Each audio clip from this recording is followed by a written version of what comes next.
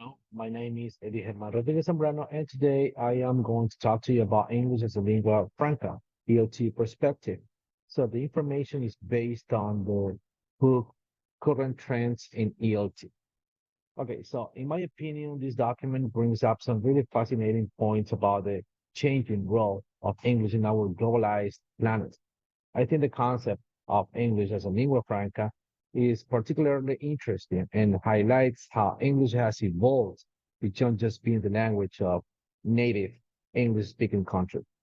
So, with so much international communication and cultural exchange happening, effective English communication skills are more important than ever.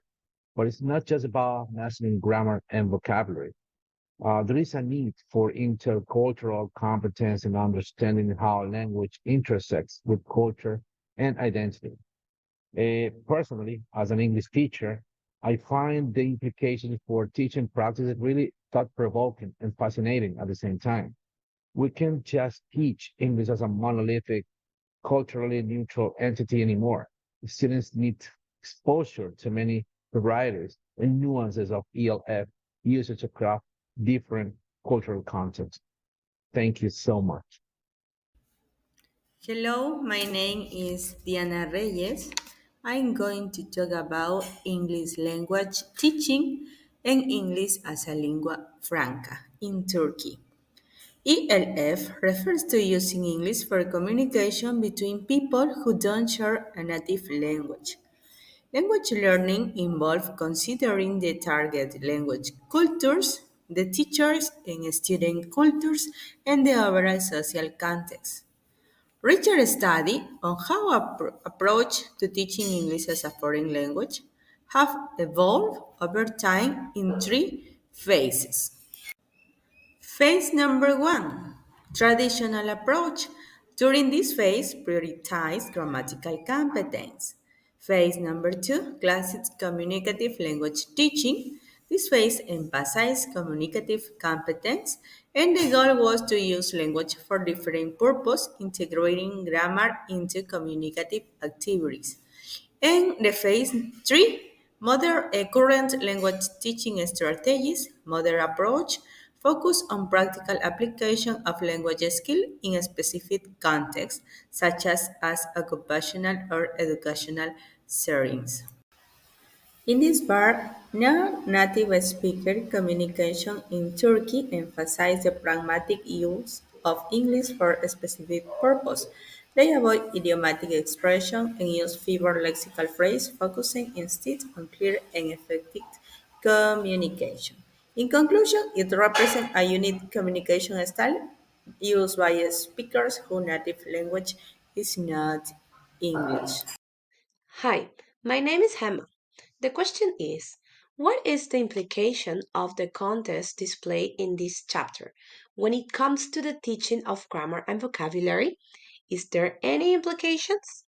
So the contest displayed in the chapter have several implications for the teaching of grammar and vocabulary in the context of English as a lingua franca and English language teaching.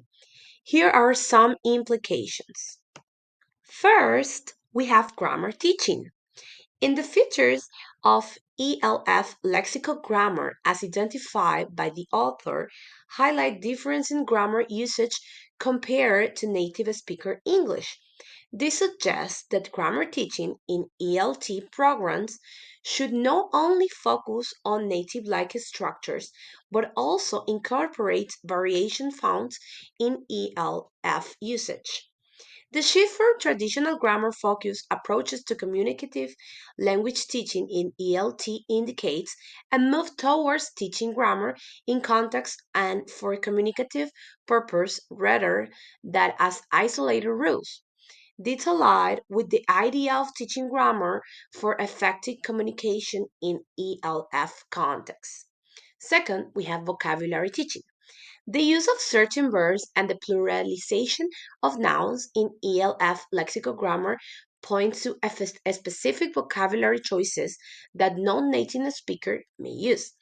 This implies that vocabulary teaching in ELT should include a range of high frequency, versatile verbs and address common errors in pluralization to enhance learners' communicative competence in ELF settings. The emphasis on intercultural understanding and the integration of grammar with cultural awareness in ELT programs suggests that vocabulary teaching should also incorporate cultural nouns and context, a specific language used to prepare learners for effective communication in diverse settings. In summary, the implication of the context in the chapter suggests that grammar and vocabulary teaching in ELT should go beyond traditional approaches to include variations in ELF lexical grammar, focus on communicative competence, and integrate cultural awareness to prepare learners for effective communication in diverse linguistic contexts. I did it because I would like to use some keywords to express this better. The title is English as a Lingua Franca. We were reading about it in the chapter, and also we, as a group, we discussed. We made some conclusions about this topic, and I'm going to answer these questions. The question is, what are the limitations that these academics are making in regard to the teaching of English language? In the first place, you will have recognitions of linguistic diversity. It is a good point. Academics invite English language teachers to recognize and embrace the linguistic diversity present in ELF's communication. This includes acknowledging that deviations in native English norms are not necessarily errors, but legitimate variations that contribute to effective communication. So the most important thing is that people around the world are using English as a communication language. So it could be for many reasons, for politics reasons, um, or for finding a job, for technology, for science, for writing a paper, and so on. On the other hand, we have focus on communicative effectiveness. What are these? There is an invitation to prioritize communicative effectiveness over strict adherence to native English grammar and vocabulary norms in language teaching.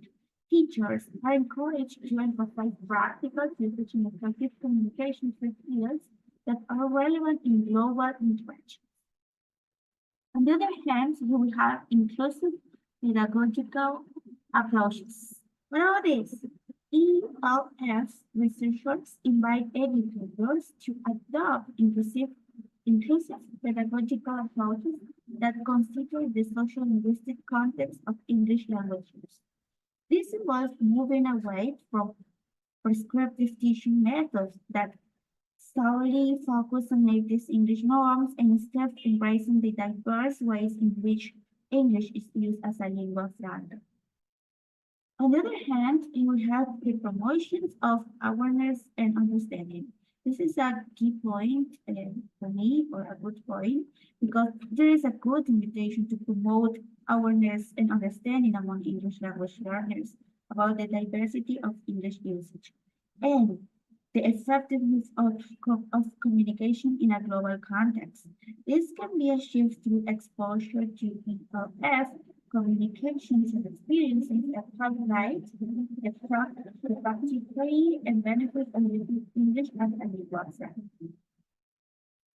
Okay, this is the answer to this question. So in this case, like a conclusion, okay, we as teachers we have to be inclusive, and we have to promote communication, and we have to validate the experiences that our students have, and also we have to exposure to our students to the English language.